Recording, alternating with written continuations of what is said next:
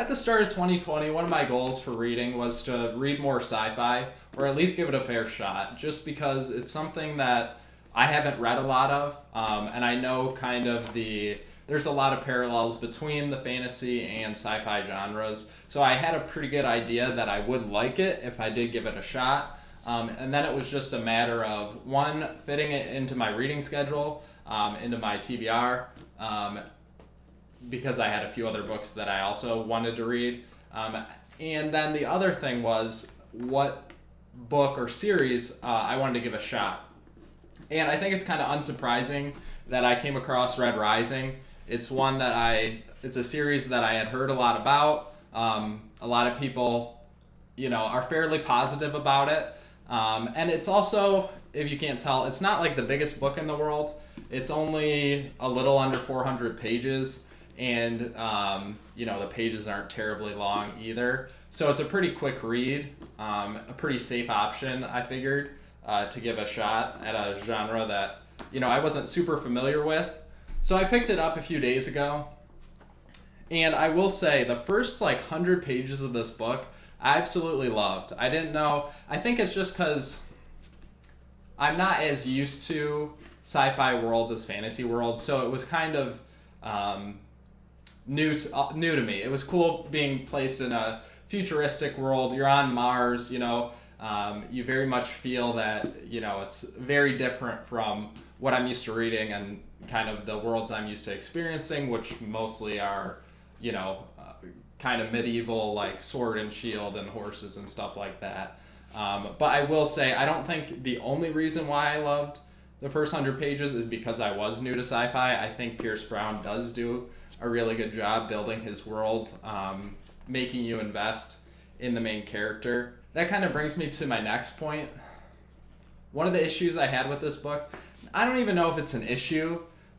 It's just something that most of us are probably not used to. I'm not used to it. It's written in first person, so that I don't read a lot of first person, and that takes some getting used to, just because everything is viewed through the perspective of Darrow. I'm used to reading a lot of long fantasy series that sometimes are following anywhere from 3 to 8 main characters, and each chapter is dedicated to one of those characters. So you're constantly jumping around in the storyline. It keeps things fresh. It kind of makes you want to burn through the book even more, because it's like, oh, I ended up off where this character was doing this, and now I've got to, get through the next character's chapter, and it kind of just leads to a vicious cycle of, tearing through a book. That wasn't too big of an issue with this book, because, it is, I really did enjoy it, so I had no issues, But the first person, it was just strange to the point where it took me probably about, those first 100 pages that I love so much, where I think it speaks to the world building and how good they are, because the whole time it was kind of like I was constantly being distracted by the fact that it was in first person. And then once I got used to it, it was fine. It's still not my favorite thing in the world, but it's not something that makes the book unreadable by any means. The next third of the book is the portion I had the most issue with. I'm trying to keep this spoiler free, so I won't go into all the nitty gritty details of it. I will keep it spoiler free. But for as good as the first 100 pages were in the world building and world, setting up the world, for whatever reason, and I don't know if it's just I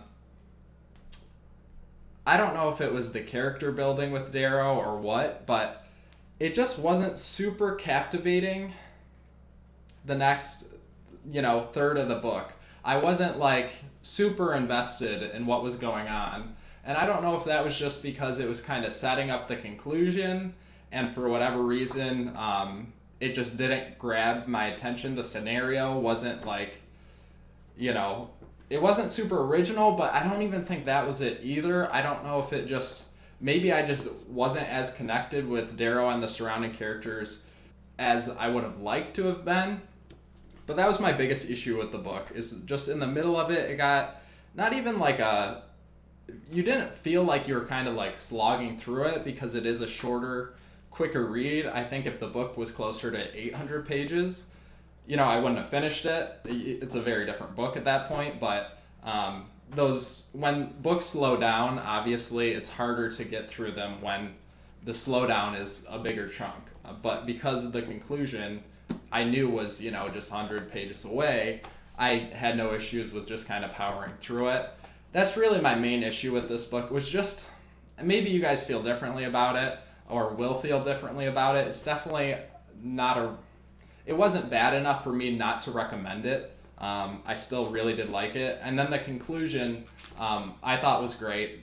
It's a classic kind of dystopia.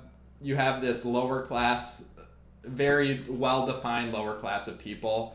If you don't know, and this isn't spoilers, this is just basic setup. Society's kind of set up in like red. There's tons of different colors, but basically, red's at the bottom.